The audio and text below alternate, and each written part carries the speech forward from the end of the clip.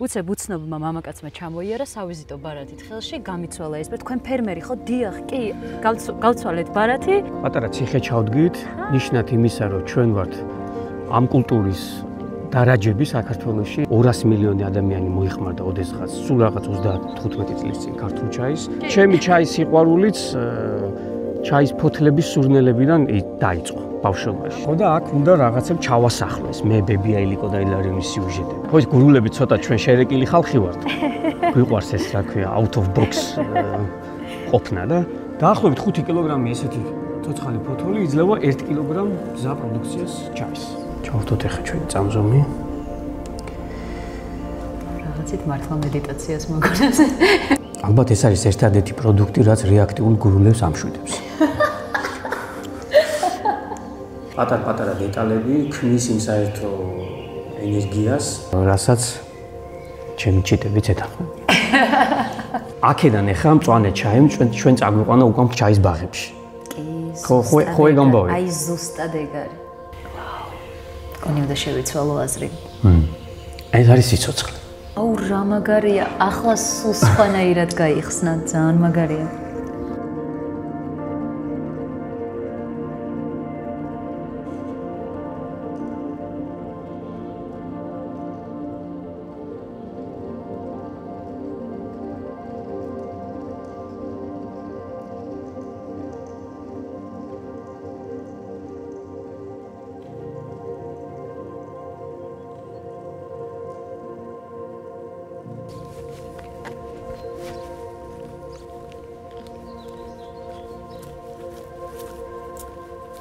მოვედი ხმის გამაძლიერებლით.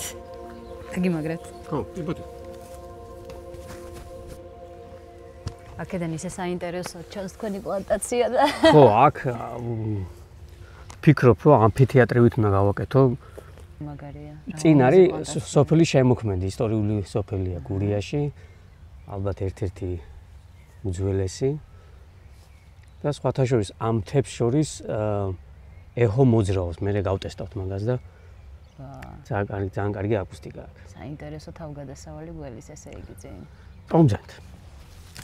მე უნდა უთხრა მაყურებელს როგორ დაიწყო ჩვენი ამბავი, სხვათა შორის ზებრაზე. ბათუმში ზებრაზე გადავდივარ.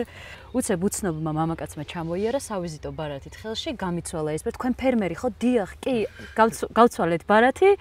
და ჩავიარეთ, ანუ ვერაფერი ვერ გავიგე რა მოხდა, რა ხდებოდა. შემდეგ დავხედე ბარათს, აღმოვაჩინე რომ ქართული ჩაის მწარმოებელი კომპანია დაუკავშირდით და სულ რამდენიმე კვირაში, 2 კვირაში უკვე აღმოჩნდით აქ. გურიაში, მელექედურში. ძალიან დიდი მადლობა ზებრაზე რომ შემნიშნეთ. მადლობა თქვენ რომ მოგძნით. გრძნობ რამდენად საინტერესო გადაცემის შანსი გაგვიჩნდა. ძველ დროში მგონია თავი, იმდენად ლამაზია, ახლა ხომ იშვიათია ქართული ჩაი ასე მოწესრიგებულად ლამაზად, იმიტომ რომ მაინც მივიწყებული ტრადიცია ითვლება და აღდგენის პროცესშია და კი ბატონო, ჩვენი мотиваცია ზუსტად ეგ იყო რა. ხშირად მეკითხებიან რომ აი რა არის мотиваცია, რისთვისაც ალექს ამდენ შრომას ძალისხმევას დებთ ამ ამბავში და სხვათა შორის თავიდან ესე გამართულად ვერ პასუხობდი ამაზე და მე სიღრმისეულად რო ვიფიქრე, მივხვდი რომ უბრალოდ იმდენ თაობასა აქ ჩადებული თავიანთი შრომა, ძალისხმევა და ეს ყველაფერი მე გაპარტახებული ხდება და ყოველდღიურობაში ამას უყურებ შენ სოფელში, შენ რეგიონში თუ შენ ქვეყანაში. რა ვიცი, ამაზე მეტი мотиваცია რა უნდა იყოს, რომ ეს სტატუს-კვო შეცვალო და ასე მოხვედით. ჩვენც ამბით იწყება ჩვენი ამბავი და მოკლედ უძველესი ქართული ტრადიციის გამგრძელებლები ხართ თქვენ, შეიძლება ასე ითქვას. და აღმდგენი პირველ რიგში, იმიტომ რომ მე როგორც წავიკითხე თქვენს ვებგვერდზე, რაღაც საუკუნის წინ დაწყებული ამ მიწაზე სწორედ დაწყებული საქმე აღადგინეთ, შეიძლება ასე ითქვას. ეს არ არის ახალი იდეა, ეს არის აქ არაფერი არ იყო. ეს აქ იყო უბრალოდ ბევრი მწვანე მასა. ნუ ეს პლანტაციები ბუნებრივია იყო, თვითონ მცენარეები, მაგრამ ნუ გაველურებულ მდგომარეობაში, ხო. კი ბატონო. პატარა ციხე ჩავდგით, ნიშნად იმისა, რომ ჩვენ ვართ ამ კულტურის დარაჯები საქართველოში, ერთ-ერთი სხვა ჩვენ პარტნიორებთან ერთად, რომლებიც ამ რეგიონში არიან მეჩაიები, რომლებიც ამ საქმეს ეწევიან საკმაოდ კარგად. და ჩვენი წელი შეგვაქვს ამ დიდ ეროვნულ საქმეში, ჩემი აზრით. ეს პატარა ამბავი არ არის. კი ბატონო, ისტორიულად როდის იწყება ათვლა ამ მიწაზე ჩაის? ჩვენი კვლევების თანახმად დაახლოებით 1933 წლიდან უკვე აქ ინტენსიურად შენდება ჩაის ბაღები. თვითონ ეს მცენარე საკმაოდ სიცოცხლის უნარიანია, როგორც ამბობენ 350-დან 400 წელიწადამდე ცოცხლობს. წარმოშობით ჩინეთიდან, რა თქმა უნდა. კი ბატონო, მაგრამ ჩინელებიც გაუცებული ყავს ქართული ჩაის გემოვნური თვისებებით და ხარისხით. ბევრი დადის აქ. მობძან. კეთილი იყოს ჩვენი ფეხი. რა სილამაზეა, ღმერთო ჩემო, რა მაგარია. მოკლედ ვიზუალურ მხარეზეც ბევრს ზრუნავთ და ფიქრობთ და შრომობთ. ესთეტიკა. გვიყვარს. იგრძნობთ. და მცენარესაც უყვარს ვათაშორის. გრძნობს მაინც. ხო, იმიტომ კულტურული მცენარე არის და სხვანაირ მოპყრობას საჭიროებს და ღირსიც არის. ჩაი წყლის შემდეგ მეორე სასმელია გავრცელებული მსოფლიოში. ანუ რო წარმოიდგინოთ, თითქმის ყველა ადამიანი, თითქმის ყველა ოჯახი ყოველდღიურად მიირთმევს და შესაბამისად დაფასებას და მოვლასაც ძალიან დიდი მნიშვნელობა აქვს და აქ ახლა აღდგენილ მდგომარეობაში, აი ამ ფორმაში გვაქვს დაახლოებით 5 ჰექტარი და ცოტა ზემოთ მეორე ბაღები გვაქვს, რომლებიც დაახლოებით ამ ზომის იქნება 4. ხო, დაახლოებით 4. თქვენ როდის დაიწყეთ ალექსანდრე ეს საქმე? როდის მოვიდა თქვენში უკვე იდეა, რომ ჩაიზე გემუშავოთ? ანუ სადღაც 2018 წელი იყო, როცა ესე სტრატეგიულად გადავწყვიტეთ, რომ მოგვეკიდა ხელი ამ საქმისთვის, მაგრამ მოგვეკიდა აი ზუსტად იმ ხარისხის და იმ ძალით რა გეზით გვაქვს აღებული რა. ანუ შეგვექმნა სოფლიო დონის ბრენდი, პროდუქტი, რომლითაც არა მარტო ქართველები, არამედ სხვა სტუმრების და მოყვარულებიც ისარგებლებდნენ და ნუ პრინციპში გამოგვივიდა კიდეც. ჩვენ ყოველ წელიწადს ახლა ზემოთ ალბათ სადაც სადეგუსტაციო სივრცე და ბაღები გვაქვს კიდე 1000-ზე მეტი ვიზიტორი ყავს დაახლოებით რა. ვინც სპეციფიურად მოდის აქ ჩაის დასაგემოვნებად. უცხოელებიც და ქართველებიც. უცხოელებიც და ქართველებიც, კი. ვა. ტაბათი, ასე ქვია თქვენს ვებგვერდს და წარმოებას.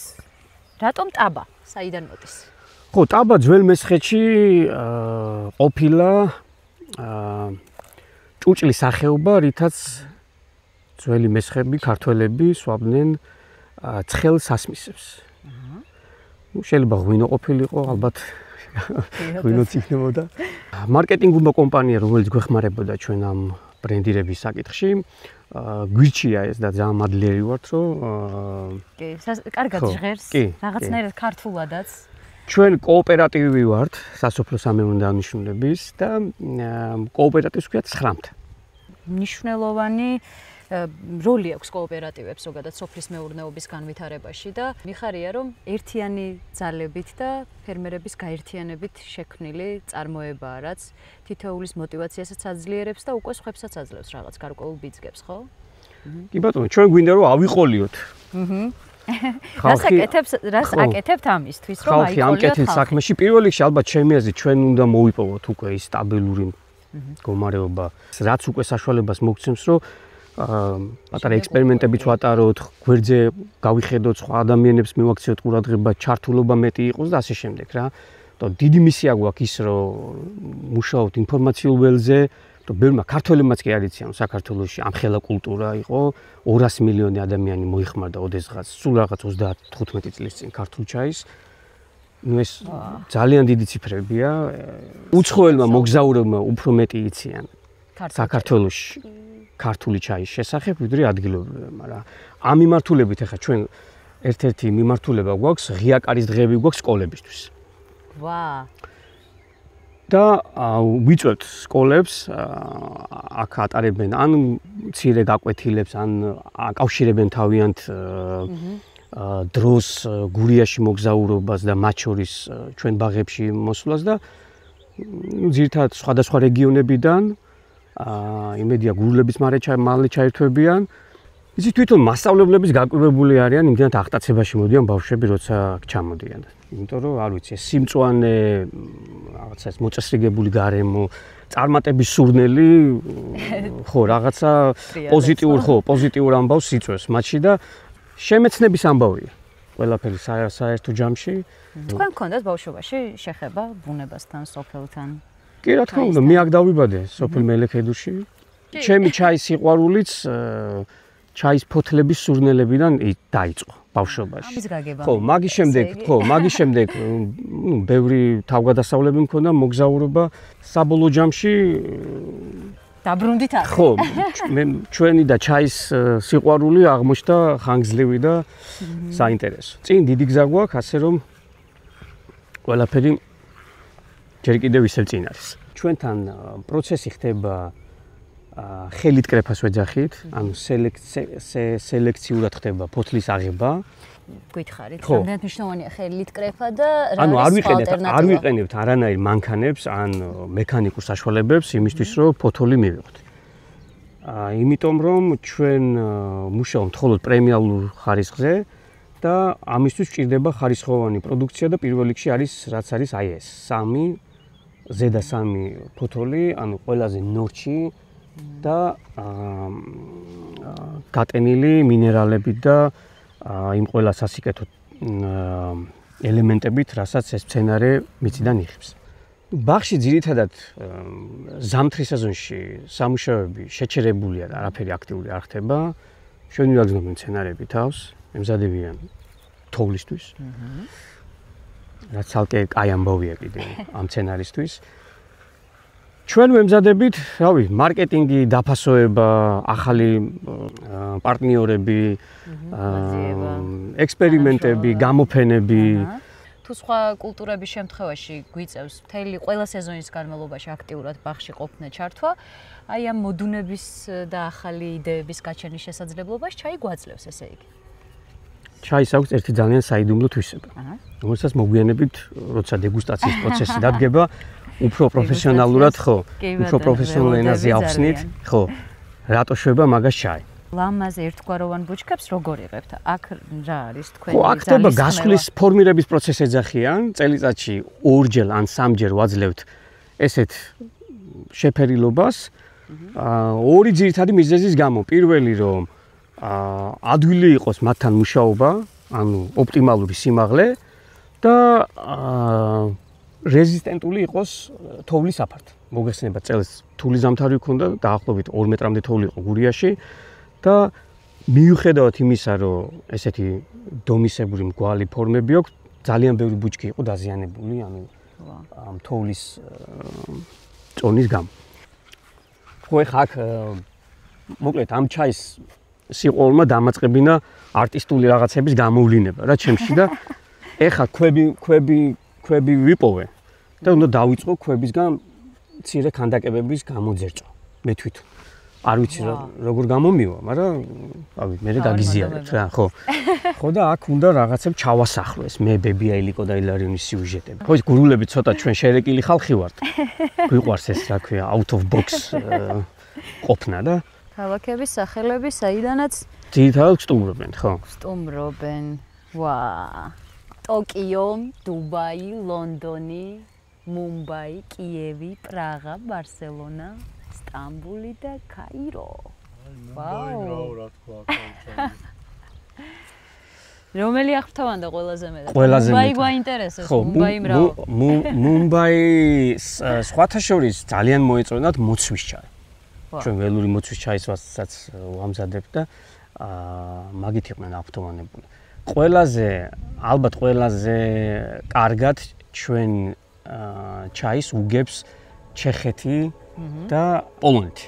პოლონეთი. კი ბატონო. რაში გამოიხატება? ისტორია არის ჩარჩენილი მაგაში. ანუ აი საბჭოთა კავშირის დროს ქართული ჩაი ხდებოდა მათთან ბაზარზე და იმდენად საინტერესო და იმდენად ნოსტალგიული არის, რომ რო ჩამოდიან, აი რო ვეკითხები, რატომ მოხვედი, აი დედაჩემმა დამაბარა, რომ წადი და ქართული ჩაი წამომიღე. ნუ, ოკეი.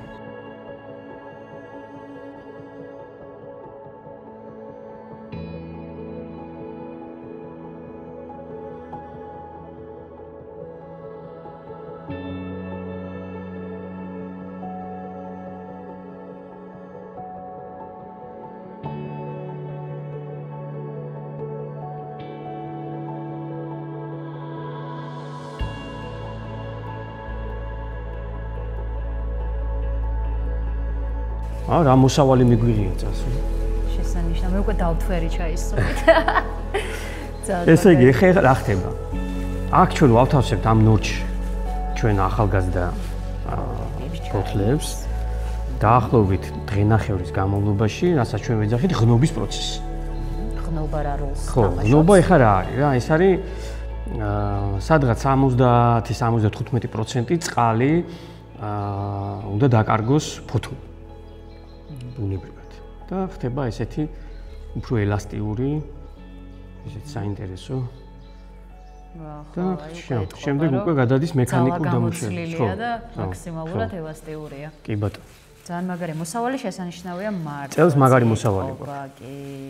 თოვლი ყვარებია ესე იგი, ხო? ამ თოვლში რომ მოახერხა თავის ესე. ხო, თოვლი ახლა რა ხდება? თოვლი გვეხმარება ბაქტერიებთან ბრძოლას. ბაქტერიები და აი არასასურველი ელემენტები, ვინც არიან ბაღში, მინუს გრადუსი იმათ გაანეიტრალებს და აღარ გვიწევს რაღაცა შხამქიმიკატების და რაღაც მაიმუნებების გამოყენება იმისთვის, რომ ჯანსაღი პროდუქცია მივიღოთ. ალექსანდრე, კაი მოსავალი, ნუ ვიზუალურად ეტყობა, ხარისხს ნიშნავს მეტწილად, მაგრამ რაოდენობრივად კარგი მოსავალი. რაოდენობრივადაც კარგი მოსავალი გვაქვს და ხარისხობრივადაც, კი. ყოველ წელიწადს ვაუმჯობესებთ როგორც მეთოდიკას დამზადების, ასევე ჩაის მიღების ტექნოლოგიას. და სორტირება ხდება ხარისხის მიხედვით? კი, სორტირება ხდება უკვე გადამუშავებულ პროდუქციაზე. იქ რაც გამოდის უკვე მზა პროდუქცია, შემდეგ ხდება მისი ფრაქციება, დანაწილება, ანუ უხეში ფრაქციები გამოცალკავდება და რაც შეება უკვე რაც მისაღები არის ჩვენი სტანდარტისთვის, უკვე იმით ხდება რეალიზაცია. გამოსავლიანობა როგორია? დაახლოებით 5 კილოგრამი ესეთი ცოცხალი ფოთოლი იძლევა 1 კილოგრამ მზა პროდუქციას ჩაის. და ძალიან მინდა დაგემოვნების პროცესი მოვასწროთ ჩვენი ქრონომეტრაჟის პირობებში. ამიტომ აქედან გადავინაცვლებ. დანადგარებზე აღარ ვსაუბრობთ. თანამედროვე დანადგარებით ხდება გადამუშავება ჩაის, გაშრობაც სულ რამდენიმე წუთში კადრის მიღმა, როგორც ვილაპარაკეთ 1 საათში, მგონი დაახლოებით, ხო? აი ეს არის შრობის აპარატი, რომელიც ჩინეთში ჩვენთვის არის დამზადებული სპეციალურად და უკვე მათ ხდება საბოლოო ფიქსაცია პროდუქციის და სხვათა შორის ჩაიც გვაქვს, აქ შეგიძლიათ. ნახავდით. როგორი შავია. აი ეს არის ამ დილით გამომწვარი. როდის ექნება კამერებს ფუნქცია? ნეტა ჩვენი მაყურებლები რო იგრძნობენ რა არომატებზეა საუბარი. ალბათ მალე.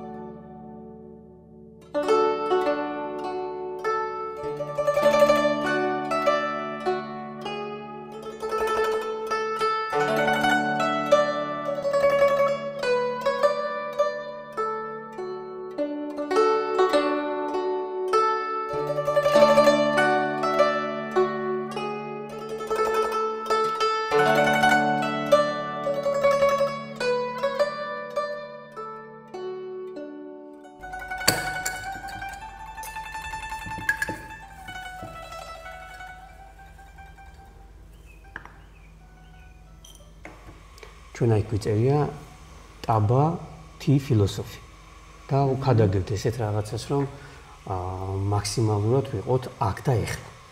კი. ასე რომ ამაში ჩაი ძალიან გვეხმარება.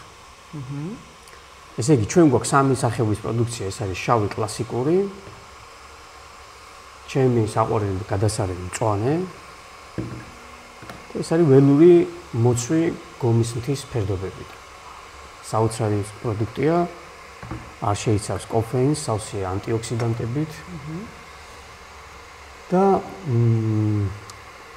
უჩვენთ ყველას, ვისაც უყვარს აზროვნება და ვისაც სურვილი აქვს, კარგად ხედავდეს ყველაფერს. რაც შეეხება მწვანე ჩაის, ესეც საოცარი პროდუქტია. ბოლო კვლევებით აღმოჩნდა, რომ მწვანე ჩაიში ექსკლუზიურად არის მაღალი რაოდენობით ამინოჟავა, ელეთინი, რომელიც ეხმარება ადამიანს იყოს კრეატიულ ფაზაში. ანუ წერლები, მუსიკოსები, ადამიანები, რომლებიც ქმნიან, შემოქმედების პროცესში არიან. ალბათ უმეტეს შემთხვევაში არაფოცნებიერად სვამენ ჩაის. იმიტომ რომ ეს ზუსტად ეხმარება ამ პროცესს ძალიან კარგად და ეს ამინომჟავარი დიდი რაოდენობით ამ მწვანე ჩაიში. თქვენ რომელს რჩევთ მწვანეს თუ ყველაზე ხშირად მე ვსვამ მწვანე ჩაის და ველურ მოწს. დღის განმავლობაში, იმიტომ რომ დაახლოებით ლიტრანახევრიდან 2 ლიტრამდე ჩაი ვსვამ. ნუ ყოველ დღე ვერა, მაგრამ როცა შემიძლია. ამიტომ ჩემი პროპორციები და პოზიციები მაქვს ამ მიმართულებით. ჩაის განსაკუთრებული მოპყრობა ჭირდება როგორც მოდუღების პროცესში, ასევე აი მაგალითად რამდენი გრამი უნდა ჩაყაროთ, როგორია ჭურჭელი, გარემო, ანუ ეს მთლიანად რიტუალია, ხო, რომელსაც აი როგორ გითხრათ, აი მე ვფიქრობ ეს ადამიანის გაგრძელებაც რაღაც სტილში რა. მე ახლა გზნობ უკვე ჩაის ფილოსოფიაში შევდივარ გონი. თვითონ არის ეგეთი. 7 ღრმა თავისი აქვს ბევრი. თუ მოусმენთ გავიგებთ იმას, ხო, გავიგებთ იმას, რაშიც არის ძირითადი საქმე.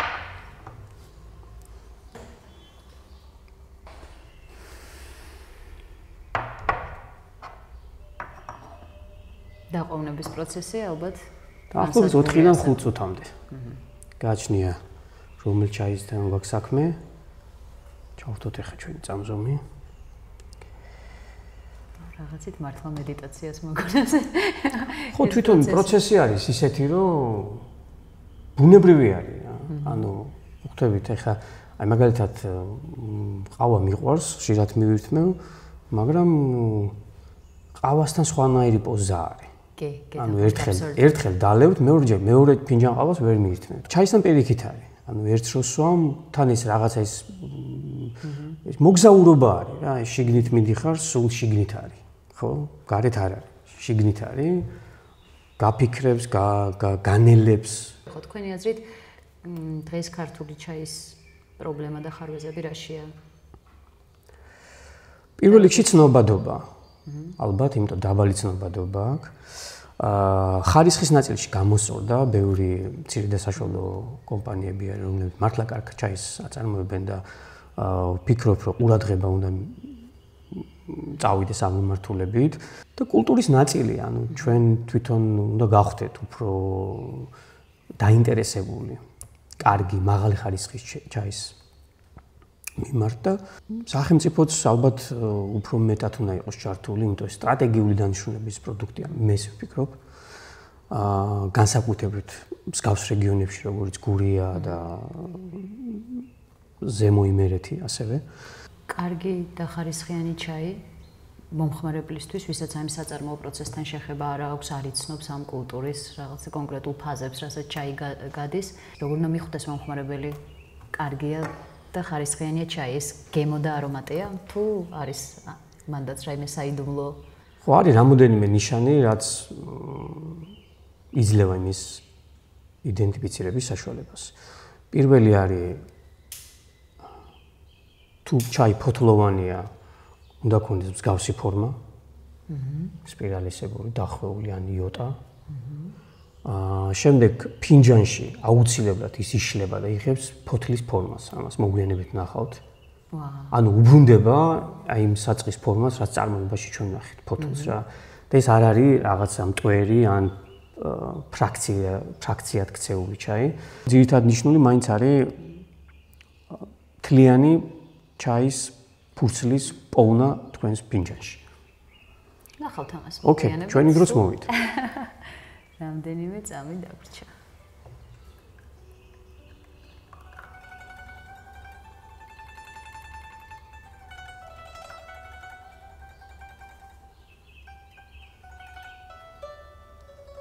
აბოთ. მირთვით.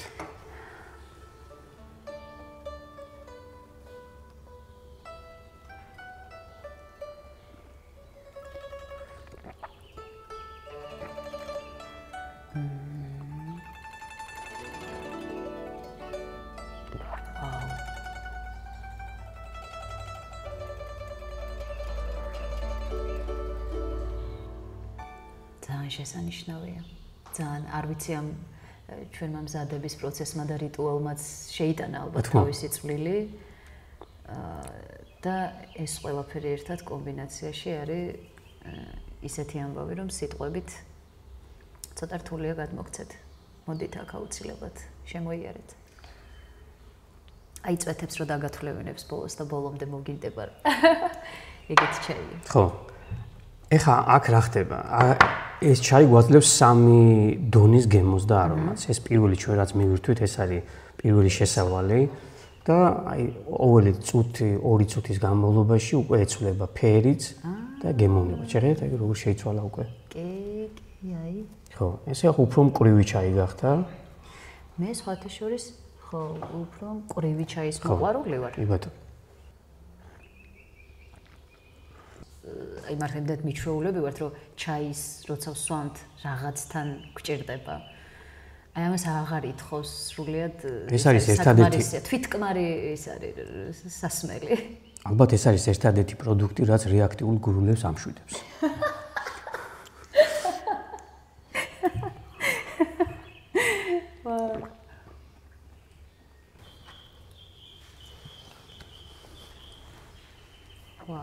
აბა ჩაის ტურები.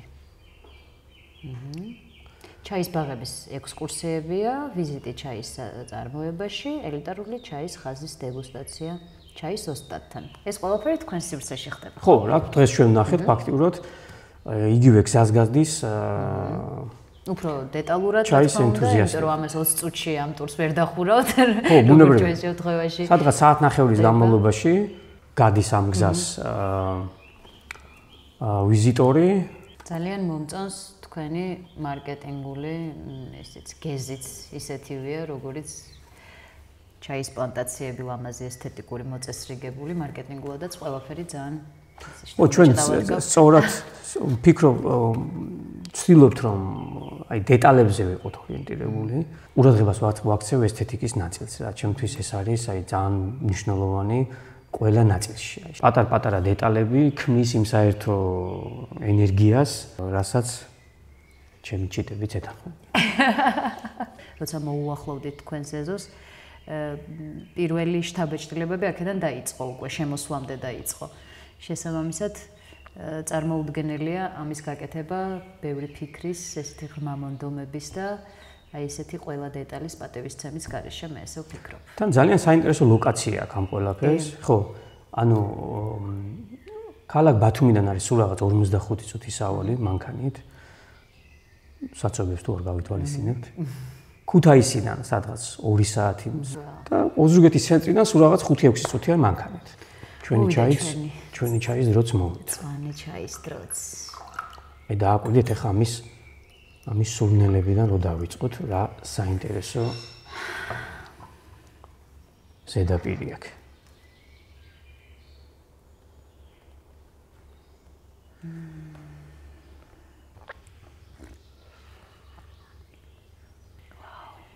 კონი უნდა შევიცვალო აზრი. ეს არის სიცოცხლე. ხო, აი მე ვფიქრობ, რომ აი აქედან ახლა მწვანე ჩაი ჩვენ წაგვიყვანა უკან ჩაის ბაღებში. კი, ხო ეგ ამბავი. აი ზუსტად ეგ არის. აი ეს მთავარი ხიბლი, სიმწვანე ნორჩი ფოთლების და იქ დატრიალებული არომატების, აი აქ სულ სხვანაირად იგრძნობა და ვასრულებთ მოცვის ჩაით, განსაკუთრებული, გამორჩეული ველური მოცვის ჩაით. ველური მოცვის ჩაით. რომელიც სავსე ანტიოქსიდანტებით არ შეიცავს კოფეინს. ფორმა შეიძლება ვნახო როგორ. კი, რა თქმა უნდა. ახასიათებს ხილის ესეთი მომჟავო. აი არომატაზეც უკვე იგრძნობა.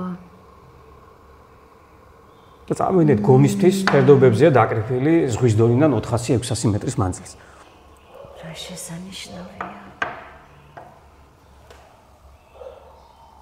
ალექსანდრე, სად შეუძლიათ სურველებს თქვენი ჩაის შეძენა?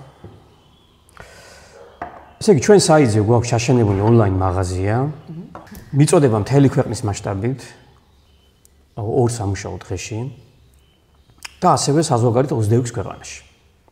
ანუ ძალიან ბევრი მოხმარებელი ყავს, რომლებიც აქ სტუმრობენ, შემდეგ მიდიან თავიანთ ქვეყნებში, თავიანთ სახლებში, შეყვარებულები არიან ქართულ კულტურაზე, ქართულ ჩაიზე და იწერენ ჩვენ პროდუქციას ჩვეულებრივად. გამაგარია. დაახლოებით 1 კვირა 26 ქვეყანაში. 26 ქვეყანაში. ახლა უკვე მოცვის ჩაი. ესეც ველური მოცვი.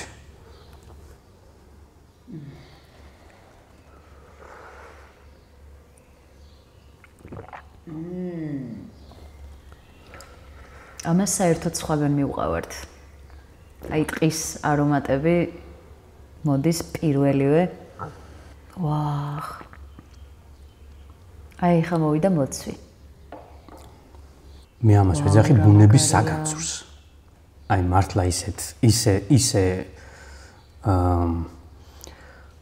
ამდიდრებს სხეულს.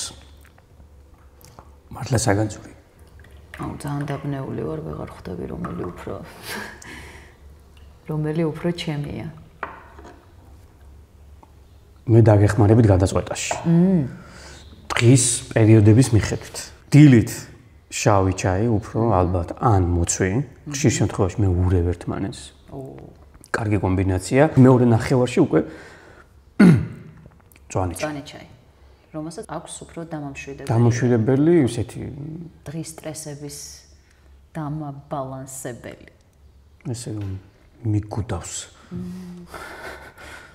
აუ რა მაგარია, ახლა სულ სხვანაირად გაიხსნა, ძალიან მაგარია. წინვალია. გამთ. ვაუ.